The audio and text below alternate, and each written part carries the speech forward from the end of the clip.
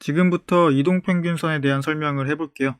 이동평균선이라는 건요, 특정 기간을 기준으로 평균 주가의 변화를 이은 선이고요. 기술적 분석에 쓰이는 가장 기본적인 지표이자 제 개인적으로 가장 중요하게 생각하는 지표이기도 합니다. 이 이동평균선은 어떻게 구성이 되어 있냐면요, 확실하게 정해져 있는 구성 방식이라는 것은 없어요. 본인의 설정에 따라, 본인의 생각에 따라 마음껏 바꿀 수 있지만, 저희가 증권사 트레이딩 시스템 프로그램을 다운받아서 틀어보면은 일반적으로 5일선과 21선, 61선, 121선이 그려져 있어요.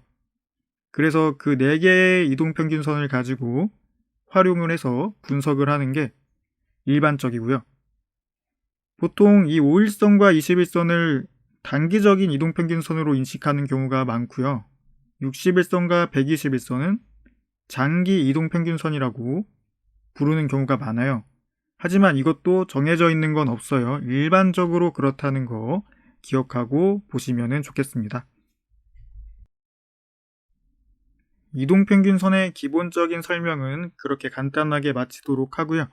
이동평균선이라는 게 과연 어떠한 특징을 또 보이는지 그걸 이야기해 볼게요. 가장 대표적이고 가장 일반적인 특징은 특정 기간의 평균치라는 거죠. 이거는 꼭 기억하셔야 되는 거고요. 그 이외에 또 어떤 특징을 보이냐면요, 이동평균선은 지지와 저항의 역할을 해요. 제가 봉차트 영상에서도 이야기를 했지만 지지하는 선 그리고 저항의 선, 여기를 잘 지지하면서 반등을 하거나 돌파하거나 하는 게 중요하다고 했었죠. 그런데 이 이동평균선이라는 게 그런 역할을 해줘요. 일단 그거 중요하고요. 그 다음으로 이 이동평균선은 추세를 판단하는 역할을 해줘요. 상승 추세인 건지 하락 추세인 건지 그거를 판단할 수 있는 그런 지표입니다. 이제 세세한 설명은 이제부터 한번 해볼게요. 이동평균선은 지지와 저항의 역할을 한다는 거. 어떻게 하냐면요, 만약에 위로는 5일선 그리고 밑으로는 21선이 있다고 가정을 해요. 가정을 하는 거예요. 꼭 그렇다는 게 아니고, 그런 상황이라면은 그 사이에 주가가 형성이 되어 있겠죠. 그러면은 5일선 그리고 21선이 이렇게 있는데 이 사이에 캔들이 하나 있다. 이렇게 지금 현재 주가가 형성이 되어 있다면 5일선은 저항의 위치이고요. 21선은 바로 지지의 역할을 해주고 있는 거예요. 밑에 그림으로 한번 설명을 해볼게요. 여기 5일선이 위에 있고 21선이 아래에 있죠. 근데 이 캔들들이 이 사이에 있어요. 계속. 그렇다는 거는 이 5일선은 저항의 역할을 하고 있고 21선은 지지의 역할을 하고 있는 거예요. 이렇게 해석을 할 수 있어요.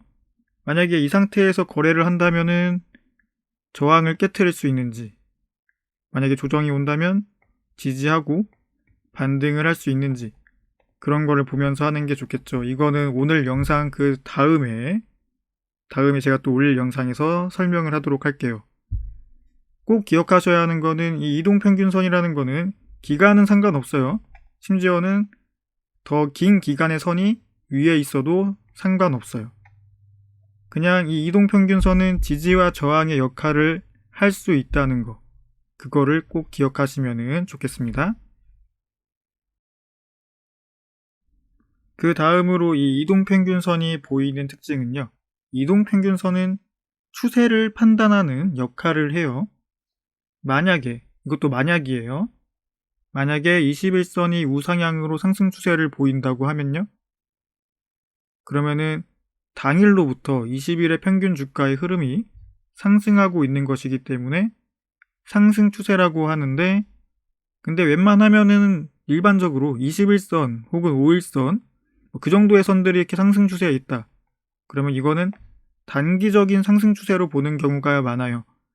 저희가 단기적인 거래를 할 때 보통 하는 게 단타도 있지만 데이 트레이딩이나 종가 베팅 같은 것도 있지만 또 대표적인 거래 방식이 스윙 투자죠. 스윙 매매.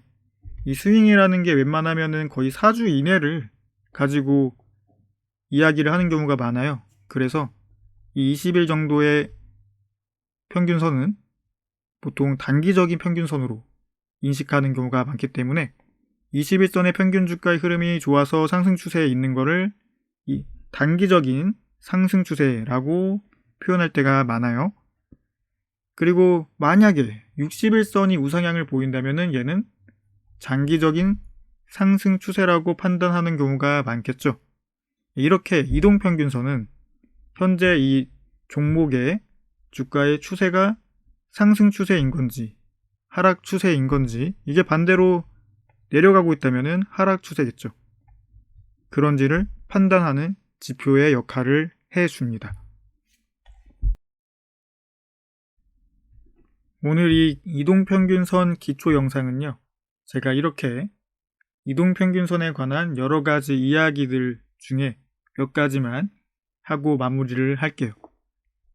이 위에 언급한 4개의 기간, 5일선, 21선, 61선, 121선, 이게 가장 일반적으로 보긴 하지만 다른 기간의 이동평균선을 신뢰하는 사람들도 굉장히 많아요. 241선, 그냥 41선, 365일선을 볼 수도 있겠죠, 어쩌면.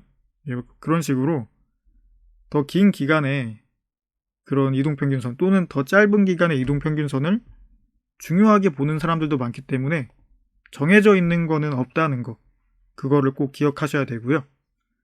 그리고 이 이동평균선이라는 거는 결국에는 과거의 이력을 기준으로 하는 지표죠. 선행지표가 아니라 후행지표예요, 어떻게 보면은. 그렇기 때문에 급등락에 대응이 늦어질 가능성이 있다고 하는데, 근데 제 개인적으로는 급등락에 빠르게 대응이 가능한 지표? 그런 건 없다고 생각해요, 저는. 어디까지나 제 개인적인 생각이니까 이렇게 생각하는 사람도 있구나 라는 정도로 알아두시면은 그래도 분석을 하는데 도움이 될 것 같아요. 그리고 마지막으로 할 말은요, 이 이동평균선이라는 거는 결국엔 거래일에 따라서 그 거래일들의 5일이면 5거래일, 20일이면 20거래일, 이 거래일들에 따라서 평균치가 매겨지는 거겠죠. 즉 주말 및 휴일, 만약에 거래 정지 이런 게 돼 있다면은 정지 기간까지 제외하고 거래일에 따라서 기간이 결정되는 거예요. 그러므로 만약에 5일이라고 하면은 5일선은 약 일주일 정도의 주가의 평균이구나 라고 인식을 하셔도 무방하고요.